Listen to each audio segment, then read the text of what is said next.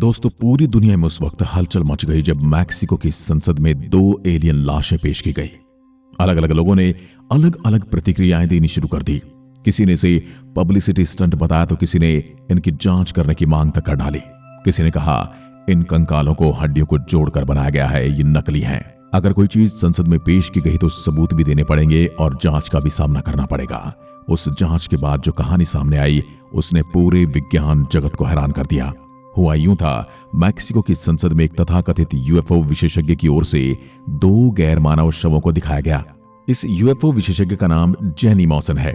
इस मामले में एक नया मोड़ तब आ गया जब इन शवों की जांच की गई। मैक्सिको सिटी में डॉक्टरों ने नमूनों की जांच के लिए हाई टेक्नोलॉजी का इस्तेमाल किया। एलियन शवों के एक्सरे परीक्षण और सीटी स्कैन से खुलासा हुआ कि इन तथाकथित शवों का निर्माण नहीं किया गया है और न ही इनसे कोई छेड़छाड़ हुई है। इसका परीक्षण करने वाले नौसेना संस्थान के निदेशक जॉस डी जीसस जल्से बेनेटिस ने कहा कि इन शवों को न तो तोड़ा गया है और न ही इनको जोड़ा गया है, न ही इनको बनाया गया है। इनके साथ कोई छेड़छाड़ या हेरफेर नहीं हुई है। जैसे ये घटना सामने आई, जिन्होंने बरसों पुरानी एलियन कॉन्स्पिरेसी थ्योरीज को एक बार फिर से जिंदा कर दिया। यहां तक कि ये थ्योरी अब अखबारों के पहले पेज पर छपना शुरू हो गई।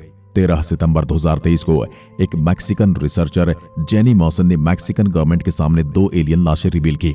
अब आप इन्हें ध्यान से देखोगे तो आप पाओगे कि इनके कई सारे फीचर्स इंसानों जैसे होकर भी हम इंसानों से बहुत अलग हैं। जैसे इन एलियन की नाक की हड्डी। इन 2 एलियन लाशों में से एक के पैर में 3 चिकन एग्स जैसे अंडे मिले हैं। हम इंसान तो अंडे नहीं देते और ये लाशें किसी बच्चे की नहीं बल्कि एडल्ट एलियन की हैं। इसके बावजूद इनका आकार एक बच्चे के जितना है। इंसानों के मुकाबले उनकी खोपड़ी भी काफी अतरंगी है। यहां तक कि उनके हाथ पर 5 उंगलियों की बजाय सिर्फ 3 उंगलियां हैं। जाने माने फॉरेंसिक एक्सपर्ट जॉस बेनेटिस, जिन्होंने इन लाशों का एक्सरे और सीटी स्कैन किया है, वो भी कह रहे हैं कि दोनों एलियन लाशें एकदम असली हैं। आइए जानते हैं कि ये एलियन वाकई में असली हैं या फिर इन्हें पब्लिकली एक स्टंट दिखाने के लिए बनाया गया है। सबसे पहले रिसर्च में क्या पाया गया कि मैक्सिकन गवर्नमेंट को 2 एलियन लाशें मिली जो कि आज से 1000 साल पहले साउथ अमेरिका के एंशियन नास्का ट्राइब के साथ रहते थे। ये कनेक्शन साइंटिस्ट ने जोड़ा है। दरअसल 2017 में यूएफओ रिसर्चर जेनी मॉसन और उनकी टीम पेरू के नास्का सिटी में एलियन की खोज कर रहे थे। नास्का इसलिए क्योंकि वहां पर एक जगह है नास्का लाइन्स, जहां पर कुछ इस तरह के जायंट शिलालेख बने हुए हैं और वहां के लोगों का यह मानना है कि ये शिलालेख एलियन सिविलाइजेशन ने बनाए हैं। इसलिए जेनी मॉसन को लगा कि अगर उन्हें एलियन सिविलाइजेशन का कोई बड़ा सबूत ढूंढना है तो नास्का उनके लिए सबसे परफेक्ट जगह है। जब मॉसन नास्का लाइन पर रिसर्च कर रहे थे तब उन्हें 2 लाशें मिली जो 1000 साल पुरानी थी और पृथ्वी पर मौजूद किसी भी इंसान या जानवर से मेल ही नहीं खा रही थी। इन लाशों को उन्होंने मैक्सिको शिफ्ट कर दिया, जहां उन पर कुछ टेस्ट किए गए जिनमें यह कंफर्म हो गया कि दोनों लाशें पृथ्वी के किसी भी जीव से मेल नहीं खाती हैं। उनका डीएनए भी इंसानों से सिर्फ 70% ही मैच कर रहा था। इसलिए तो सबसे बड़ा रहस्य बन चुका कि ये वाकई में एलियन है या नहीं, क्योंकि इंसानों जैसा शरीर और उसमें मुर्गे जैसे अंडे कुछ अजीब ही लग रहा था। जोसेट बेनेटिस की भी हालत खराब थी क्योंकि उन्हें लग रहा था कि मॉसन ने ये दोनों लाशें कई सारे जानवरों की हड्डियों को जोड़कर ये एलियन ममीज बनाई हैं। इसलिए उन्होंने दोनों बॉडीज के सीटी स्कैन और एक्सरे किए। रिपोर्ट काफी हैरान करने वाली थी क्योंकि लाशें किसी तरह जोड़ तोड़कर नहीं बनाई गई थी। जिस बॉडी के पेट में अंडे थे वो एक फीमेल बॉडी थी। उनका स्टीरियोस्कोपिक विजन था। वो जीव किसी भी पक्षी की तरह 360 डिग्री के एंगल में देख सकते थे। और लास्ट में ये दोनों बॉडी में 2 स्ट्रेंज एलिमेंट ऑस्मियम और कैडमियम भारी मात्रा में मौजूद मिले। इन सभी टेस्ट से ये प्रूफ हो गया कि ये पृथ्वी पर मिलने वाले किसी भी जीव की तरह नहीं है बल्कि एलियन है। अब बारी थी एक सही मौका देकर इन लाशों को सबके सामने लाने का और वो दिन आया 13 सितंबर 2023। मैक्सिकन कांग्रेस पार्लियामेंट यानी कि गवर्नमेंट भी इन्वॉल्व इसमें हो चुकी थी। इसमें स्पेशल हियरिंग रखी गई थी जिसमें यूएफओ के एग्जिस्टेंस पर डिस्कशन होना था। ऐसे में मॉसन ने शुरुआत में ही 2 बक्से लेकर गवर्नमेंट के सामने आए और पूरे सबूतों के साथ उन्होंने 2 लाशें पेश कर दुनिया के सामने रख दी। इसी वजह से ये न्यूज हर एक पेपर के पहले पन्ने पर छपने लगे। इस कहानी का दूसरा पड़ाव क्या कहता है, अब इस पर बात करते हैं। ये बात तो आप जानते हैं कि नासा कई सालों से एलियन को ढूंढ रहा है। 13 सितंबर को हमें 2 एलियन का सबूत पृथ्वी पर ही मिल गया। अब दोस्तों, अगर किसी चीज के पीछे एक मसालेदार कहानी होगी तो वो चीज कितनी ज्यादा चर्चा में आती है यह आप शायद जानते होंगे। ऐसी कई जगह हैं जो अपनी कहानियों की वजह से फेमस हैं। ऐसे में बोरिंग सच्चाई किसे पसंद आती है आजकल। पेरू के नेचुरल हिस्ट्री म्यूजियम के रिसर्चर रोडेल्फो गोस्मोंडी उसमें से एक थे, जिन्हें वो एलियन अलग अलग जानवरों की हड्डियों से बने मेकशिफ्ट डमीज लग रहे थे। इन फोटो में जो लेफ्ट वाला हाथ है वो एलियन का है, जिसे उन्होंने नॉर्मली इंसानी हाथ से कंपेयर किया। अगर आप इंसानी हाथ में से अंगूठा और छोटी वाली उंगली की हड्डियां निकाल दो तो ये एलियन बिल्कुल वैसे ही नजर आते हैं जैसा ये एलियन दिख रहा है। यानी रोडोल्फो गॉस्मिंडी सही है और ये वाकई में एक मेक शेप डमी ही है।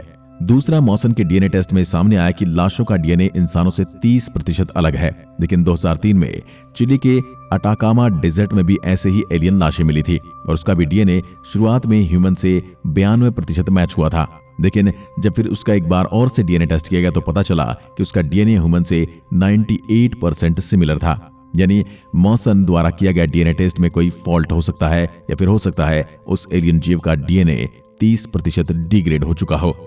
तीसरा पॉइंट, मॉसन इन दोनों एलियन लाशों के डीएनए टेस्ट मैक्सिको के ऑटोनमस नेशनल यूनिवर्सिटी में परफॉर्म करने का दावा करते हैं। मेट्रोपॉलिटन ऑटोनॉमस यूनिवर्सिटी, जो ऑटोनॉमस नेशनल यूनिवर्सिटी के साथ कोलैबोरेशन में ही अपने सारे टेस्ट कंडक्ट करती है। उसके रिसर्च रीइंफोर्समेंट डायरेक्टर राफेल पारा ने सीधा ये कहा है, यहाँ पर ऐसी किसी भी तरह की एलियन डीएनए टेस्ट कंडक्ट नहीं की गई है, ये पूरी तरह से बकवास है। यानी कि ये भी पॉसिबिलिटीज हैं कि यूएफओलॉजिस्ट जे मॉसन ने कोई डीएनए टेस्ट कंडक्ट किया ही ना हो और वो अपनी एलियन कॉन्स्पिरेसी थ्योरीज को सही साबित करने के लिए झूठ बोल रहे हों। चौथा और सबसे जरूरी पॉइंट ये है कि इन लाशों में भारी मात्रा में ऑस्मियम और कैडमियम पाया गया। स्कूल में आपने ये पढ़ा होगा, ऑस्मियम और कैडमियम काफी रेयर एलिमेंट है, न सिर्फ पृथ्वी पर बल्कि पूरे ब्रह्मांड में। इसलिए अगर एक समय के लिए हम मान भी लें कि इस ब्रह्मांड में हम अकेले नहीं हैं और हमारे अलावा इस ब्रह्मांड में लाखों करोड़ों एलियन सिविलाइजेशन मौजूद हैं, फिर भी ऐसा नहीं हो सकता कि ऑस्मियम और कैडमियम से बने हों। उनकी जगह पर अगर इन रिसर्चर ने सिलिकॉन भी कहा होता तब भी उनकी कहानी में थोड़ा सा दम लगता। जैसे कि अगर आप इन एलियन डेथ बॉडीज को देखोगे तो आपको ऐसा दिखाई देंगे जैसे सेंध से बने हैं। सेंध सिलिकॉन डाइऑक्साइड से बनी होती है। दूसरा, ये बॉडी नास्का लाइन के पास मिली थी जो कि बेसिकली डायटोम के माइंस थे। अब डायटोम ऐसे माइक्रोस्कोपिक जीव होते हैं जो सिलिकॉन का इस्तेमाल करके अपने इर्द गिर्द एक हार्ड कवर बना लेते हैं। इन दो रीजन के अलावा तीसरा सबसे जरूरी कारण यह है कि कार्बन के बाद लाइफ के फॉर्मेशन के लिए दूसरा कोई एलिमेंट सबसे ज्यादा स्टेबल माना जाता है तो वह है सिलिकॉन। सिलिकॉन हाई टेम्परेचर में कार्बन जैसी प्रॉपर्टीज को ही दिखाता है और हमारा डीएनए कार्बन से बना है, इसलिए सही एनवायरनमेंट में सिलिकॉन पोटेंशियली उसकी जगह ले सकता है। आइए इसको आसान भाषा में और जमीनी लेवल पर समझते हैं। लाइफ एग्जैक्टली है क्या?